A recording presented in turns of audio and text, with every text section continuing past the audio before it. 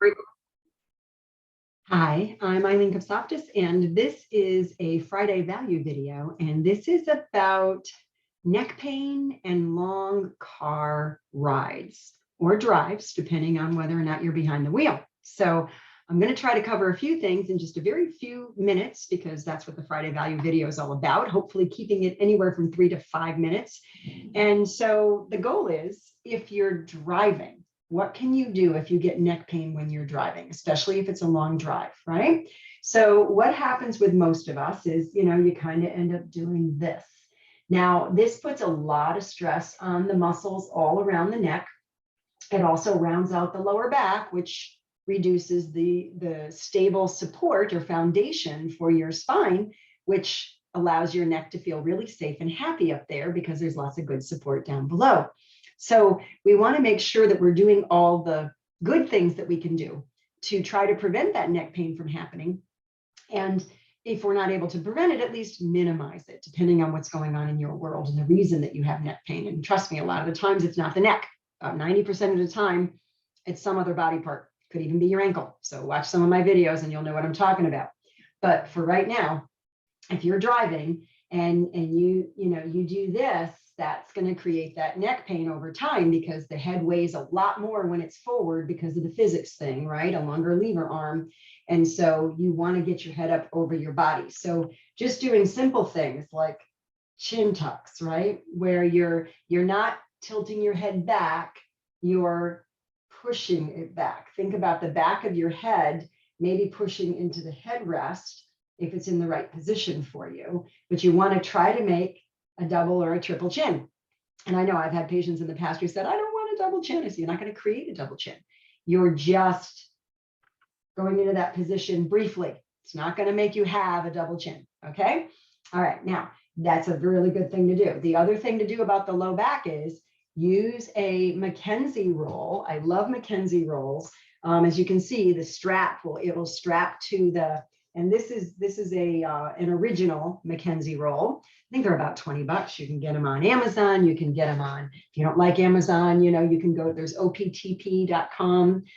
They're a great site for a lot of different things, but you want to make sure I'm in the view here, that this roll is right where you need it to be so that you can push right back and you can sit in a really good, now it looks like I'm awkward, but I'm not. This is creating this beautiful lumbar curve in my lower spine so that when I drive, guess what? My head's where it belongs.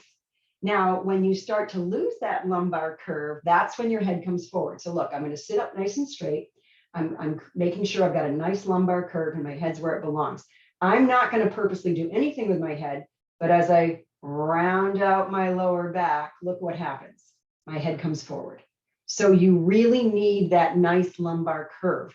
And if you sit for a prolonged period of time, your body is going to want to round out that lower back. You could have this is a really expensive chair that my son spoiled me with for Christmas one year, and it's got all the bells and whistles. I don't even really need this because it's got a beautiful thing here, and I can adjust it and do all kinds of wonderful things. But when I'm sitting and researching for hours, I end up doing this, right? So none of this behind me is doing me any good. So you've got to get up, you got to stop the car, and you've got to get out, and you've got to do 10 really good back bends, right? To try to negate what's happening.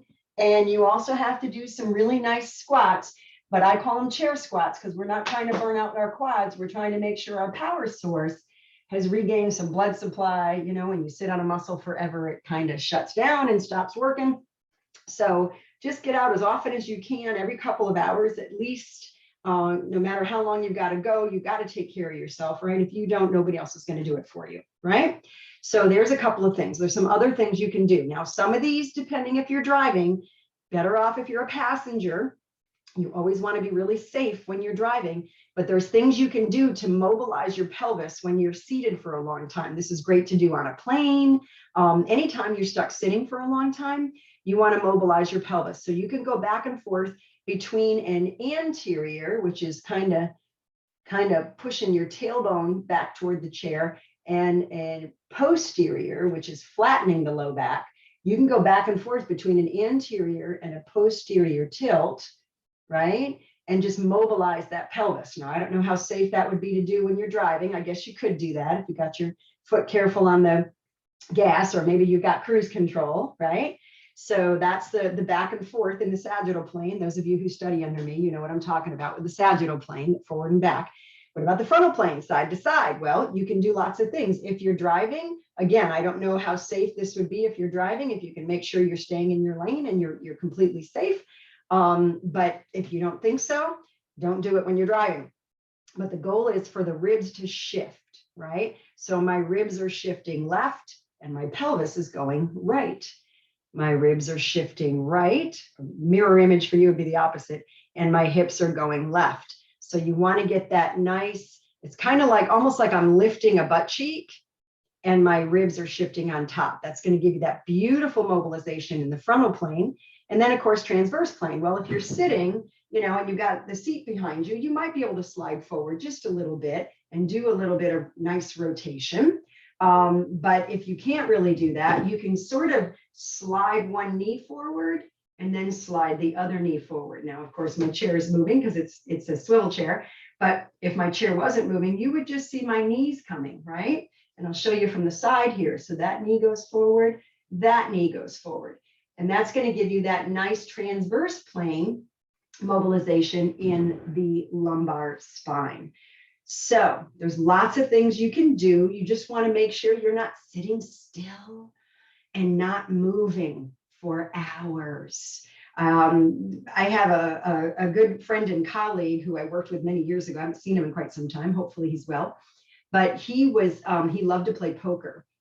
And he said that poker players are really in a lot of pain most of the time because you have to make sure you don't move one muscle, one twitch, because it might be a giveaway.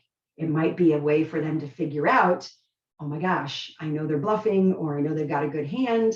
So he said, when you sit perfectly still and you don't move a muscle for quite a bit of time, 15, 20 minutes, whatever, he said it really starts to like hurt places. You get aches. Your body says, we got to move, we got to move.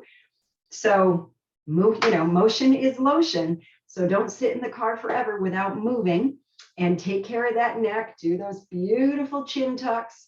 See how I'm not doing this? I'm doing this, right? This is coming back. And yeah, double chin, but it's okay because nobody can see you. You're in the car. Okay.